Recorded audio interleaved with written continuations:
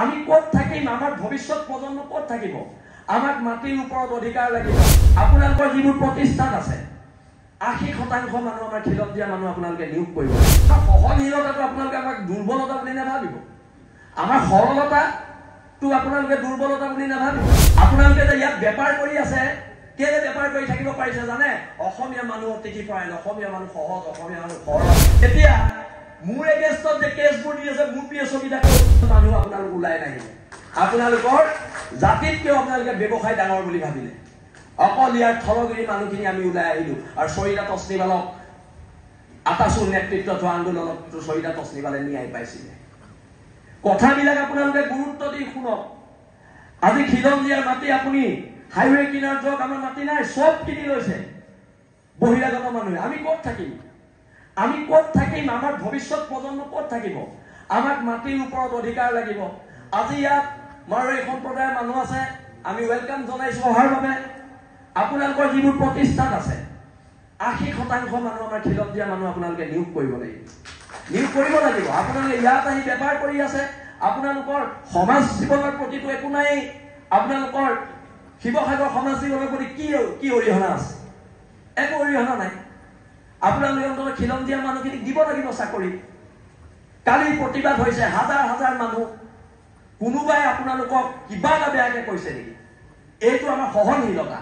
কিন্তু আমাৰ সহনশীলতাটো আপোনালোকে আমাক দুৰ্বলতা বুলি নাভাবিব, আমাৰ সৰলতাটো আপোনালোকে দুৰ্বলতা বুলি নাভাবিব। আপোনালোকে যে ইয়াত বেপাৰ কৰি আছে, কেলে বেপাৰ কৰি থাকিব পাৰিছে জানে? অসমীয়া মানুহ অতিথিপৰায়ণ, অসমীয়া মানুহ সহজ, অসমীয়া মানুহ সৰল, সেইকাৰণে পাৰিছে। কিন্তু আমাৰ সৰলতাটোক আপোনালোকে আমাক ভয়াটো বুলি নাভাবিব। এতিয়া ৰমেশ পেগু ডাঙৰীয়া আছে, কালি মোৰ এগেইনষ্টত এজন মানুহে গুৱাহাটীত কেছ দিলে, তেওঁক আপোনালোকে 2টা PSO দি দিলে। এতিয়া মোৰ এগেইনষ্টত যে কেছবোৰ দি আছে, মোৰ PSO কেইটা ক'ত? মই ৰমেশ পেগু ডাঙৰীয়াক প্ৰশ্ন কৰিছো। আইনখন সকলোৰ কাৰণে সমান হ'ব লাগিব।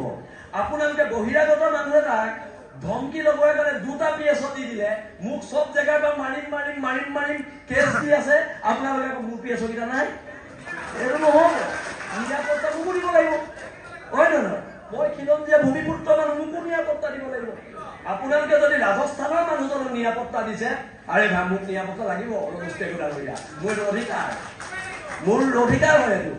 আপোনালোকে এতিয়া মই এটা সৰু প্ৰশ্ন কৰোঁ, মই যদি ৰাজস্থানত গৈ এজন ৰাজস্থানী মানুহৰ বিৰুদ্ধে FIR দিওঁ, মোক ৰাজস্থান চৰকাৰে 2টা PSO দি পঠিয়াব নেকি? স্বাভিমানটো ৰাখক, স্বাভিমান ৰাখক। ৰাজনীতি সম্পদকে ডাঙৰ বস্তু নহয়, আমাৰ সমাজ ডাঙৰ বস্তু, জাতি ডাঙৰ বস্তু, ৰাজনীতি বহুত তলৰ বস্তু। ৰাজনীতিতকে জাতি ডাঙৰ, আৰু জাতিৰ ক্ষেত্ৰত কম্প্ৰমাইজ কৰা নহ'ব।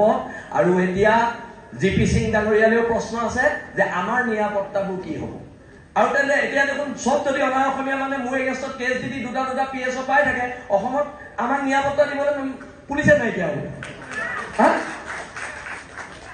সেইকাৰণে মই কৈছো, আপোনালোকে কেবিনেটত সিদ্ধান্ত লওক যে আমাৰ উজনি অসমৰ খিলঞ্জীয়া মানুহৰ মাটি ছেভ কৰিব লাগিব। উজনি অসমৰ মাটিখিনিৰ ওপৰত আপোনালোকে এখন আইন আনক, আৰু যদি হিমন্ত বিশ্ব শৰ্মাৰ লগতো আমি আলোচনাত বহিবলগীয়া হয়, আমি আলোচনাত বহিম।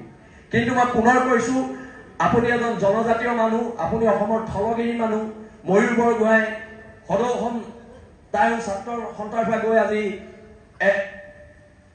আজি ৰাজনীতিৰ এক উচ্চ আসনত আছে। কিন্তু আপোনালোক সকলো থলুৱা খিলঞ্জীয়া মানুহ, আৰু এই খিলঞ্জীয়া মানুহখিনিক সুৰক্ষা দিয়াৰ দায়িত্ব যেতিয়াই আপোনালোক ক্ষমতাত আছে, আপোনালোকে ক্ষমতাৰ সৎ ব্যৱহাৰ কৰক, আৰু খিলঞ্জীয়া মানুহক অধিকাৰ দিয়ক। বহুতো দল সংগঠন আছে, তেওঁলোকৰ ক'বলগীয়া আছে। মই এইখিনি কথাকে ক'লো, তৰিলে দেশ, মৰিলে স্বৰ্গ। হ'ব পাৰো দুখীয়া, আমি কাৰো গোলাম নহয়। আঠুকাৰী অধিকাৰ পূজা শিৱসাগৰৰ মানুহৰ নিয়ম নহয় আৰু এইবাৰ অধিকাৰ কাঢ়ি অনাৰ সংগ্ৰাম হ'ব।